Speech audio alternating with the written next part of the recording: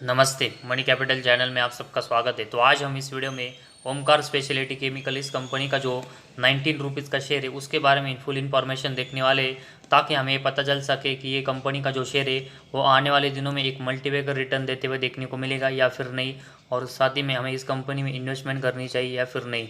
तो इसके लिए हमें कंपनी के रिलेटेड जो इंपॉर्टेंट डिटेल्स है, जैसे कि कंपनी की प्रॉफिट एंड लॉस स्टेटमेंट में कैसा परफॉर्मेंस कर रही है, कंपनी के ऊपर कितना बोरिंग्स है, साथ ही में कंपनी के जो कैश फ्लोज है वो कैसे है, और कंपनी के जो प्रमोटर है उनकी शेयर होल्डिंग कंपनी में कितनी है, ये हमें देखना पड़ेगा। और उसके बाद ही हम ये एनालिसिस कर सकते हैं कि कंपनी का जो परफॉर्मेंस है वो आने वाले दिनों में किस तरह का रहेगा और हमें कंपनी में इन्वेस्टमेंट करनी चाहिए या फिर नहीं। तो सबसे पहले हम कंपनी का बिजनेस देखेंगे, ताकि हमें पता चल सके कि कंपनी का बिजनेस है वो फ्यूचर में भी चल सकेगा। तो ओमकार स्पेशलिटी केमिकल इस कंपनी के बारे में देखेंगे तो कंपनी स्पेशलिटी केमिकल और उसके साथ ही में फार्मा इंटरमीडिएट से जो कि केमिकल और अलाइड इंडस्ट्रीज़ में यूज़ होते हैं उसका मैन्युफैक्चरिंग करती है। तो इससे ये पता चलता है कि कंपनी का जो बिज़नेस है वो फ्यूचर में चल सकता है। तो ये जिस तरह का बिज़नेस है उससे हम ये कह सकते हैं कि कंपनी का बिज़नेस फ्यूचर में चल सकता है, लेकिन इस बिज़नेस में कंपनी को ग्रोथ करनी पड़ेगी, तभी हमें अच्छा रिटर्न कंपनी देते हुए देखने को मिलेगी। तो इसके लिए कंपनी के परफॉर्मेंस के बारे में हम इंफॉर्मेशन देखते हैं। तो सबसे पहले हम कंपनी का प्रॉफिट एंड लॉस स्टेटमेंट के बारे में इंफॉर्मेशन देखते हैं। तो उसमें सबसे पहले कंपनी का जो सेल्स का सेगमेंट है उसके बारे में देखेंगे। तो मार्च 11 में कंपनी का सेल्स 107 करोड़ का था। इसके बाद ये बढ़कर 167, इसके बाद बढ़कर 202, 210, इसके बाद थोड़ा सा कम देखने को मिला 193। इसके बाद इसमें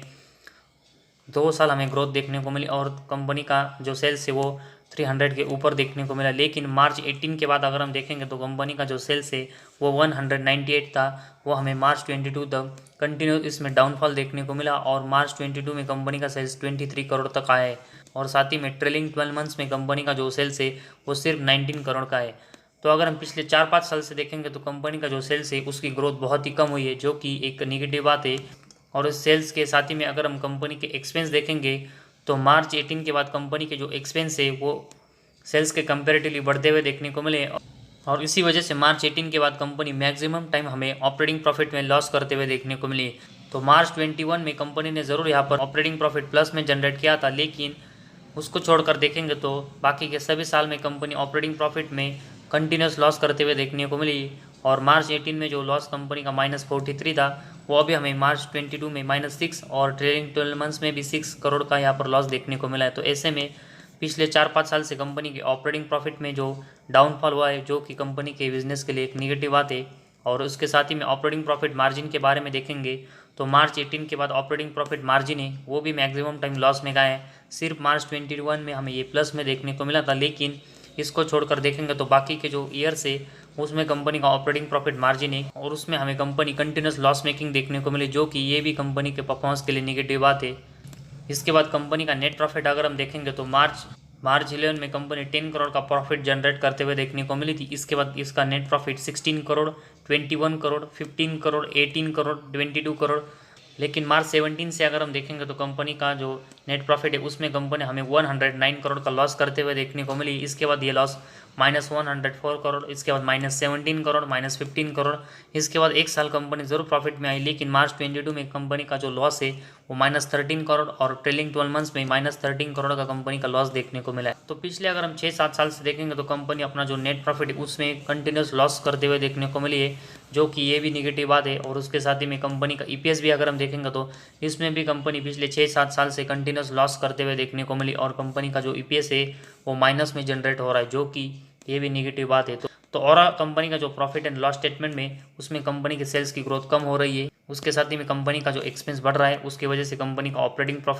प्रॉफिट मार्जिन है वो पिछले 6-7 साल से लॉस मेकिंग हो रहा है, जो कि बहुत ही निगेटिव बात है। और उसके साथ ही में कंपनी का जो नेट प्रॉफिट और ईपीएस है उसमें भी कंपनी कंटिन्यूस लॉस करते हुए देखने को मिली। तो ओवरऑल कंपनी का जो प्रॉफिट एंड लॉस स्टेटमेंट है उसमें कंपनी सभी सेगमेंट में हमें लॉस मेकिंग यहाँ पर देखने को मिले, जो कि इन्वेस्टमेंट की नज़र से बहुत ही निगेटिव पॉइंट है।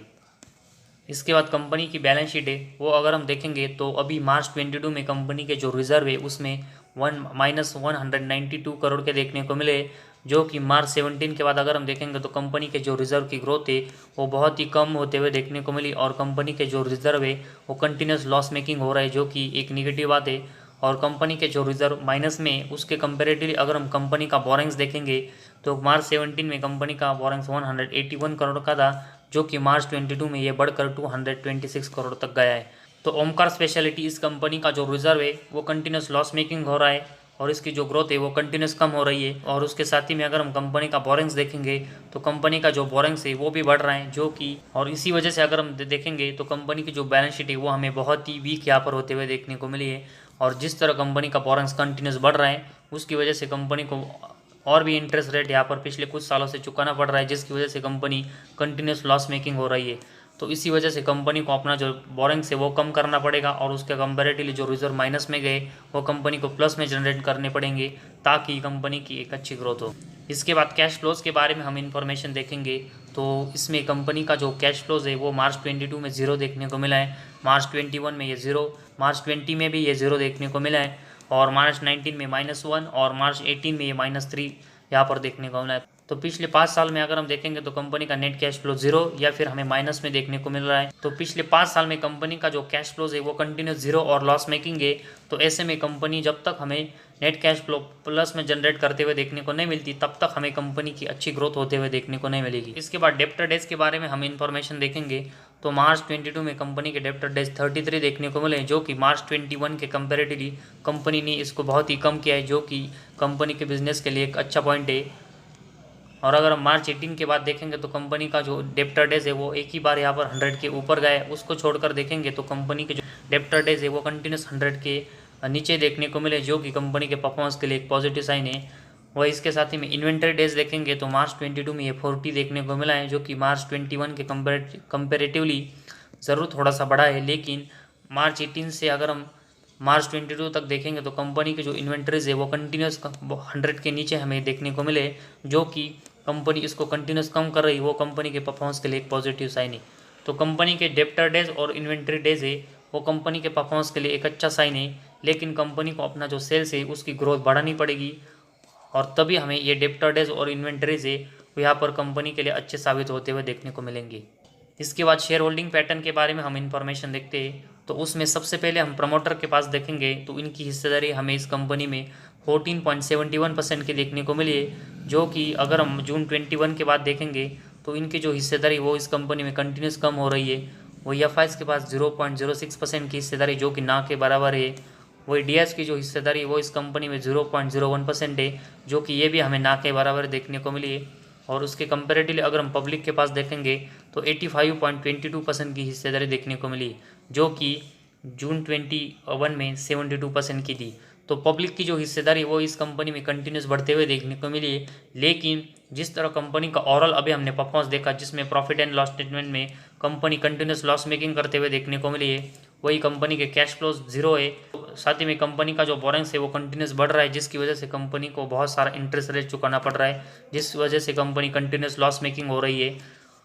तो ज़रूर कंपनी के डेप्टर डेज और इन्वेंट्री डेज है उसमें कंपनी ने अच्छा परफॉर्मेंस किया है, लेकिन बाकी सभी सेगमेंट में इसको छोड़कर कंपनी लॉस मेकिंग और ख़राब परफॉर्मेंस करते हुए देखने को मिली, जिसकी वजह से हमें एफआईएस और डीएस की जो इन्वेस्टमेंट है वो इस कंपनी में ज़ीरो यहाँ पर देखने को मिली। और इसी वजह से हमें भी इस कंपनी में यहाँ पर इन्वेस्टमेंट करने से अवॉइड करना चाहिए जब तक कंपनी हमें यहाँ पर एटलीस्ट नेट प्रॉफिटेबल होते हुए देखने को नहीं मिलती और कंपनी बोरिंग्स कम करते हुए देखने को नहीं मिलती। तो स्पेशलिटी केमिकल्स और फार्मा सेक्टर में कंपनी ज़रूर काम करती है, लेकिन कंपनी के जो परफॉर्मेंस है उसमें कंटिन्यूस डाउनफॉल देखने को मिला है। और उसी वजह से अभी हम इस कंपनी में अगर इन्वेस्टमेंट करेंगे तो कंपनी का जो शेयर है वो कभी भी हमें डाउनफॉल में जाते हुए देखने को मिल सकता है, क्योंकि कंपनी जो लॉस मेकिंग है उसकी वजह से अगर कंपनी का जो शेयर है वो उसमें हमें डाउनफॉल आते हुए देखने को मिलता है तो हमें ज़्यादा इन्वेस्टमेंट करने से इस कंपनी में लॉस भी हो सकता है। तो इसी वजह से जब तक कंपनी नेट प्रॉफिटेबल नहीं होती हमें इस कंपनी में इन्वेस्टमेंट करने से अवॉइड करके चलना चाहिए।